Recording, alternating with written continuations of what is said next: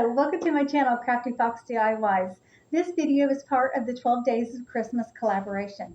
Each day has a new theme, and today's theme is tiered tray decor. The hosts of the 12 Days of Christmas collaboration are Brenda from Rustic and Lace DIY and Krista from Krista's Crafty Life. I will include a link to both of their channels as well as a link to the playlist containing videos from all of the great contributors to the 12 Days of Christmas collaboration. Okay, let's get into it. For this first project, I am making a little cup of hot cocoa. I'm using a plastic applesauce container, and I am going to paint the inside of it with the color Raw Umber by Apple Barrel. And then I'm taking one of these little wooden snowflakes that I got from Dollar Tree, and I'm painting it white. I'm also going to use the color Lacquer by Waverly Chalk Paints to paint a red stripe around the outside of my hot cocoa cup. And I'm also going to paint the rim around the top. It took several layers of paint on the inside of the cup to achieve the color that I wanted for it to look like hot cocoa.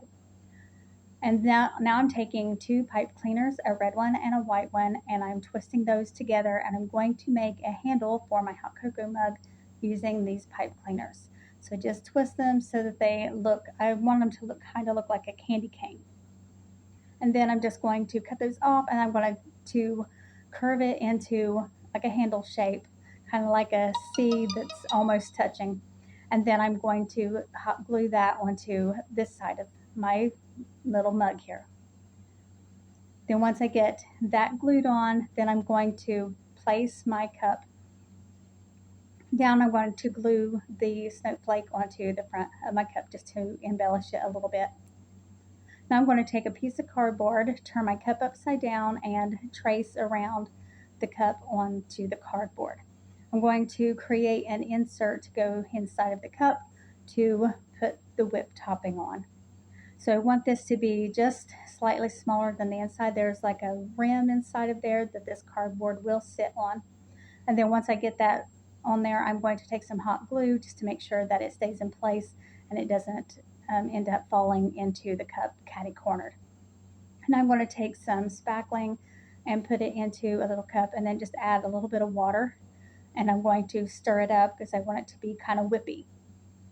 It's going to look like, like Cool Whip on top. And then once I get that all mixed up and it looks how I want it to look, then I'm just going to drop it on by the spoonful. Now you could use a piping bag if you want to for this, but I think for the hot cocoa, this looks just fine.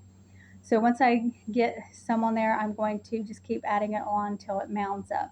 Then I have this, it's like chunky confetti, and I'm going to sprinkle that on the top. You could use faux sprinkles if you want. And there it is, so cute. Okay, for the next one, I'm going to be making a rolling pin. This is the handle from a sponge paintbrush. Just pull the sponge part off and save the handle. I have several of these handles. And then this is a wooden dowel rod. I got this pack of dowel rods at Walmart. Now I'm just marking how long I want the handles on my rolling pin to be, and then I'm going to take my X-Acto knife and cut off the size that I need from the dowel rod. You could use miter shears if you have those, but the X-Acto knife, you might have to make several swipes, but it will eventually cut through enough where you can break it off. And then I'm just going to use some hot glue to adhere my little handle to the end of the paintbrush handle. And this is I'm going to do it on both ends, and then this will create my little rolling pin. Now the colors I'm going to be painting my rolling pin are Moss by Waverly Chalk Paints and Lacquer by Waverly Chalk Paint. And I'm painting one of these little wooden gingerbread men that I got from Dollar Tree with the color Nutmeg by Apple Barrel.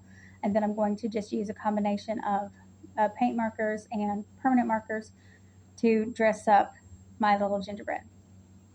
Then once I get that done, then I'm going to paint my rolling pin. I'm painting the middle part with the green color, and then I'm going to paint the handles with the red color. You could use whatever colors of paint that you want. I really like the traditional red and green for Christmas. And these colors that I'm using this year are a little different than my usual colors because I usually go with bright red and Christmas green. But I'm really liking these. I think they add a really nice touch to my Christmas decor. And now I'm going to take my white paint marker and I'm going to write the word Mary on to the rolling pin. And there we have it. It's adorable. Okay, for the next one, I'm using this wood round, and I'm going to cut out a tree shape using a cookie cutter. I also made a gingerbread man, and you will see that in the end. But I'm just going to trace out the cookie cutter onto the wood round. And then once I get that done, then I am just simply going to cut it out. I'm just going to take a pair of scissors and just go around and cut it out. This is pretty simple. It's very easy. I mean, this wood isn't real thick, so you can do this. I have also cut out shapes using an X-Acto knife. So just play around with it, use whatever you are comfortable with using. Now I'm going to take my sanding block and sand around the edges so that there's no sharp points and no splinters. We want it to be nice and smooth. And then I'm going to paint it in the color Nutmeg by Apple Barrel.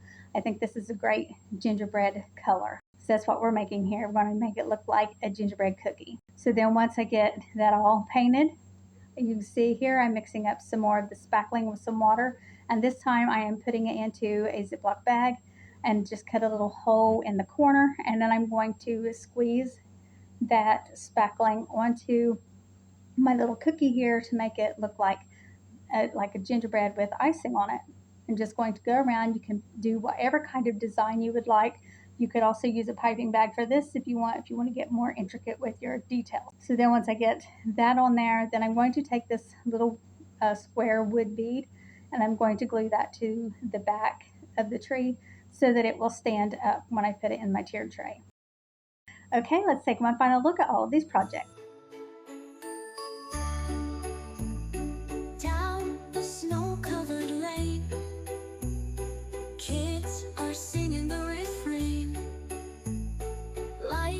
Sparkling in the night, households filled with joy and light.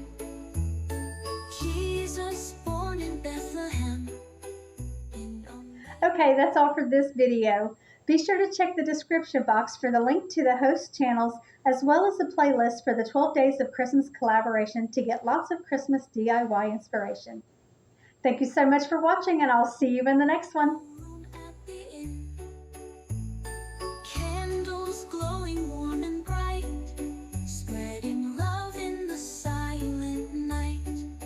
Santa sleigh bells ring, la la.